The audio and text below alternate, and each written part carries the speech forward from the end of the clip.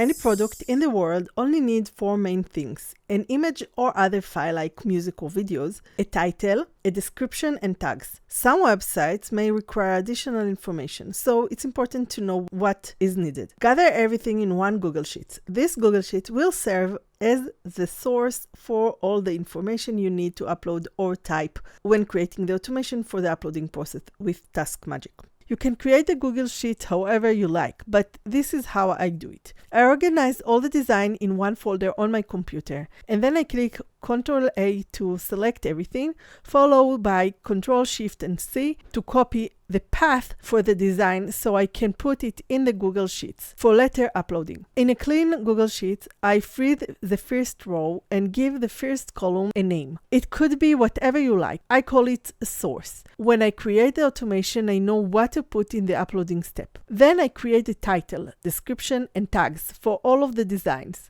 When creating product with similarities, where you only need to change one word in the title and description, you can use this shortcut. Because I make very similar design with small differences, I can use some shortcuts when I create them. When I create design, I name each one based on the content. That way, I can tell exactly what the design is just from the file name. I create a list of all of the names, whether it's a number, name, or another personalized identifier. To add things to the main name of the product using a formula in Google Sheets, you start with the equal sign. After that, add brackets and include the free text you want all the design to have. When you want to use variable text or number, close a bracket and then add end symbol and specify the cell from the Google Sheet between the symbols. You can then open another bracket and add more text, making sure to add spaces so that it doesn't appear as one word with a variable cell. Then I copy this formula completely from the entire column and do the same for the description and tags. Remember to also add a column for the main tag for TPublic. Now you have the Google Sheets ready. And this Google Sheet can work with other print-on-demand websites too.